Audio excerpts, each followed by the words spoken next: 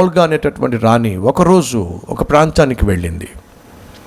ఆ ప్రాంతంలో తనకు ఒక మందిరం కనిపించింది. ఆ మందిరంలోకి వెళ్ళాలనిపించి మందిరంలోకి వెళ్ళింది. ఆ మందిరంలోకి వెళ్ళిన తర్వాత ఎక్కడ లేని దేవుని యొక్క ప్రసన్నత, దేవుని యొక్క సన్నిధి తాను అనుభవించింది.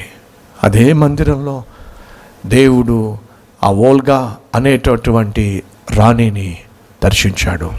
మందిరంలోకి ఒక దుర్మార్గురాలుగా ప్రవేశించింది. కానీ మందిరంలోంచి బయటికి దేవుని చేత దర్శింపబడిన ఒక ఆత్మీయురాలుగా బయటకు వచ్చింది.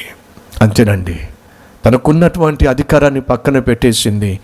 ఆనాటి నుండి ప్రభు కొరకే జీవించాలి తీర్మానం తీసుకుంది. తనలో వచ్చిన మార్పును ఎవ్వరూ కూడా అంగీకరించలేకపోయారు. ఎందుకంటే ఆ రోజుల్లో క్రీస్తును, క్రైస్తవ్యాన్ని అంగీకరించటం ఆ ప్రాంతం వారికి అనర్థంగా భావించారు, అపశకునంగా భావించారు.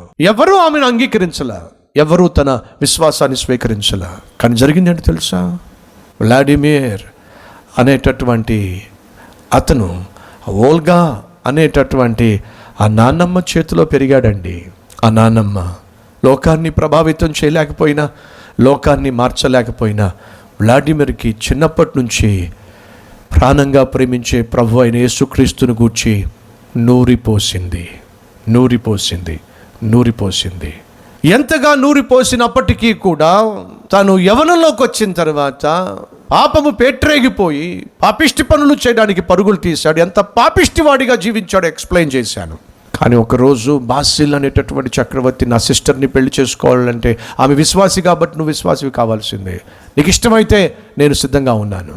ఆ మాట తనను ప్రభావితం చేసింది. నాయనా, నువ్వు యేసుక్రీస్తును విశ్వసించాలి, యేసుక్రీస్తు బిడ్డగా జీవించాలి, యేసుక్రీస్తును సేవించాలి, యేసుక్రీస్తును అనేక మంది సేవించులాగున నీ జీవితాన్ని మలుచుకోవాలి. నాన్నమ్మ మాటలు జ్ఞాపకానికి వచ్చినాయి.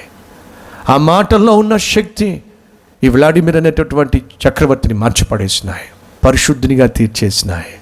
సహోదరి సహోదరులు, తల్లులు తండ్రులు, ఈరోజు మీరు చేస్తున్న ప్రార్థన, ఈరోజు మీ బిడ్డలకు నేర్పిస్తున్న ఆత్మీయ పాఠాలు ఒకరోజు వారిని ప్రభావితము చేయబోతున్నాయి.